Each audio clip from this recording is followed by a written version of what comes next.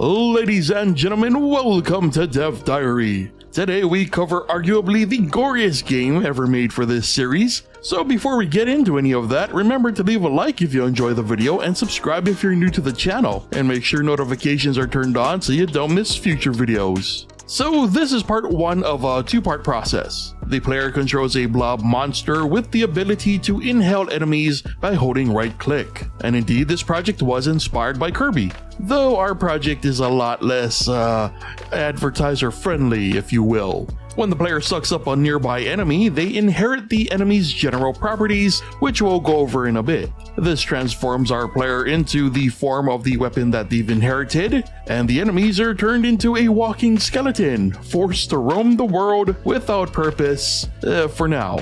And should the player ever tire of using their inherited weapon, they can mode this form by pressing Q. This leaves behind some remains and the weapon jammed somewhere in the refuse pile. Now to save time, we're using a similar group of weapons that have been featured in a recent project. The roster of weapons include a pistol, SMG, shotgun, laser gun, and rocket launcher. The weapon system is universal, meaning that both the player and enemies use the same system, which is very important to the future of this project.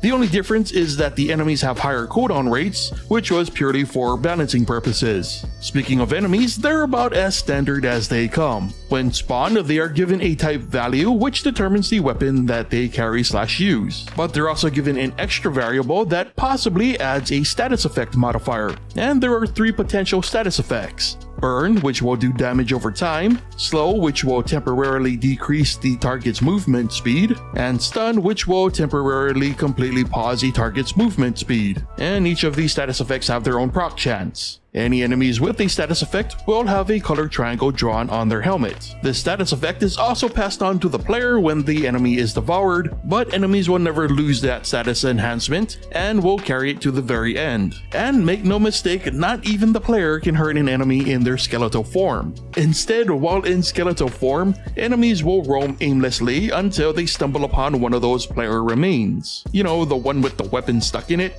And through some video game voodoo magic, this can bring an enemy back, skin, flesh and all, to get back into the fight. So in other words, being eaten alive by the player puts enemies into a state of limbo, which is probably worse than simply taking a face full of explosive slime. Now, outside of the extra added effects and particles to really punch up the gore factor, this is where we paused for part 1. The main focus of this project was to build the foundation, which again required a system that used a universal attack system. I don't want to spoil exactly what happens next, but should everything go according to plan, it's probably going to be a fun time. And speaking of which, it's also been fun to go a little extra with the graphics lately on these smaller projects.